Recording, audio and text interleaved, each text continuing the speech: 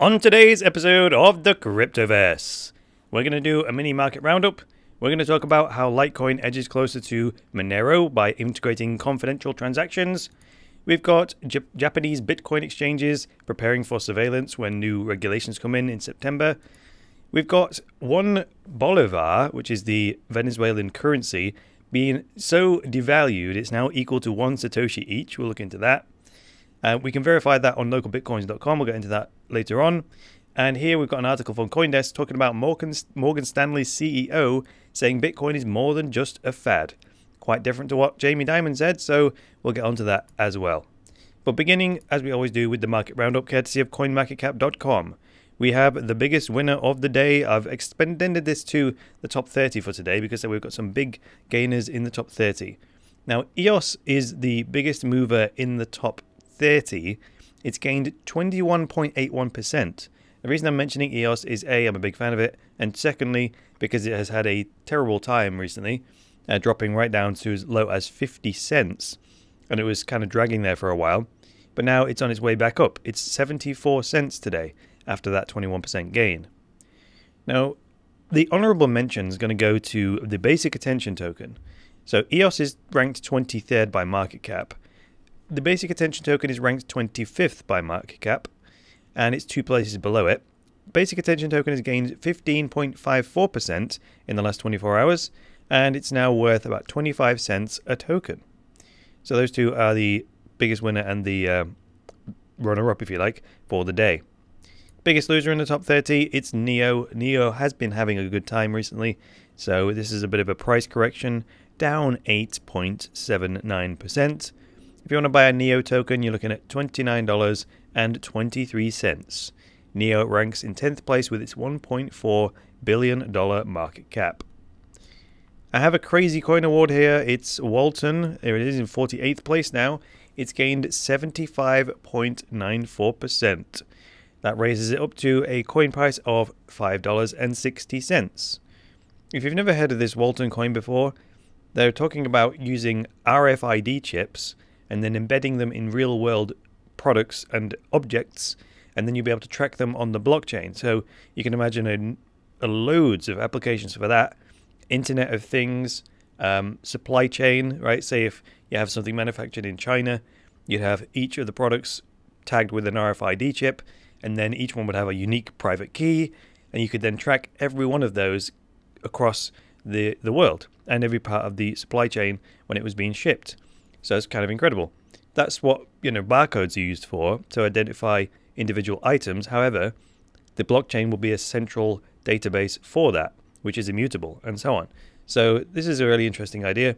I had to translate the Walton Chain website from Chinese into English, but I did have a read of it, and it does sound like a really interesting idea. So Internet of Things is also an application for that. Moving on to the news then. This article comes from a site that I've never used before. It's Cryptoverse.com. Now they're talking about how LiteCoin is getting closer to Monero because it's integrating confidential transactions. It starts out by saying LiteCoin developers are adding confidential transactions, known as CT, a privacy-enhanced feature proposed by Bitcoin and used by Monero. LiteCoin has become the go-to blockchain for testing cutting-edge features. It also says confidential transactions were part of the LiteCoin roadmap, released back in January, that included segregated witness, the Lightning Network, atomic swaps, and Schnorr signatures. The community's discussions on confidential transactions date back to September of last year, so more than a year ago.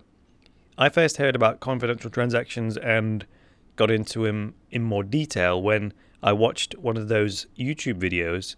It's the Speakers at Coinbase series. There's a YouTube channel maintained by Coinbase where they have guest speakers come in and talk about all manner of different cryptocurrency topics. And Gregory Maxwell came in and talked about confidential transactions. And that's how I heard all about them and how they differ from other privacy implementations.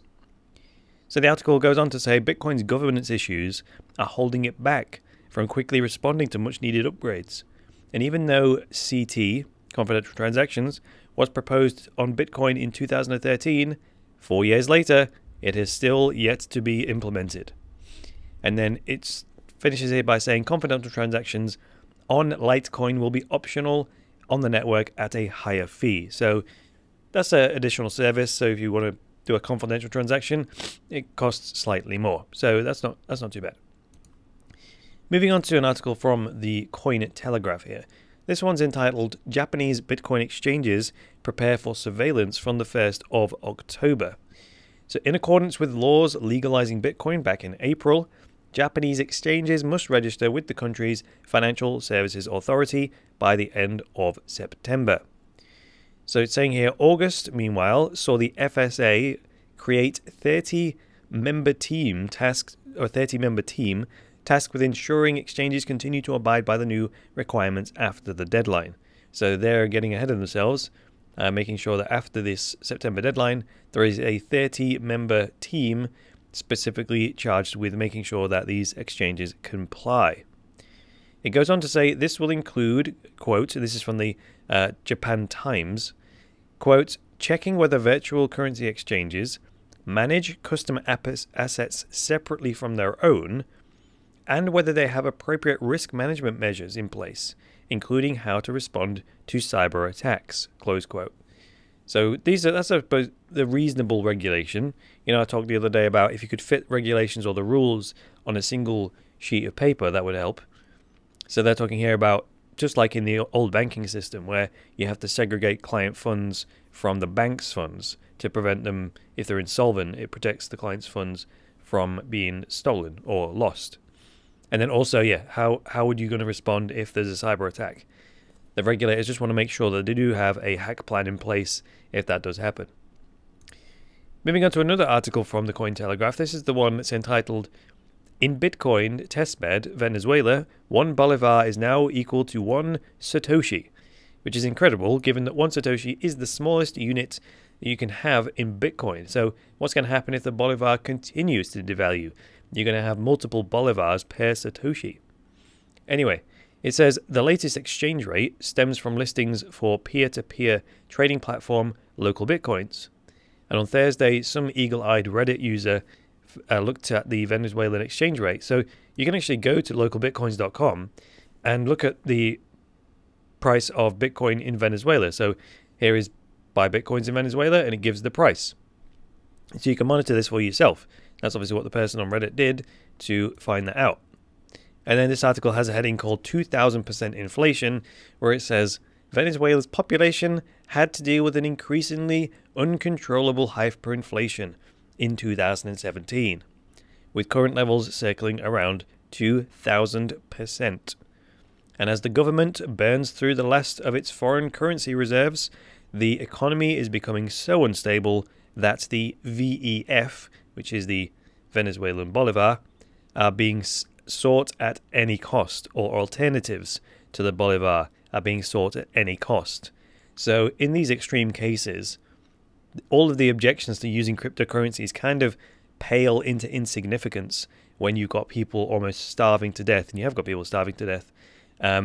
You have to drop all of those objections, and they don't become so much of a problem. They just seem like excuses when your country is falling apart. You're like, all right, fine, maybe we should use Bitcoin despite all of these stupid objections.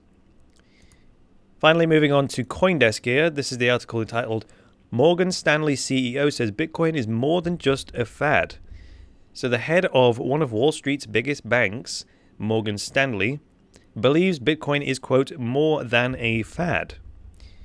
It goes on to say, that said, Gorman, this fellow, James Gorman, CEO, beyond that he says he isn't personally invested. He is not personally invested, although he did say he has encountered a number of people who have bought a stake in the market.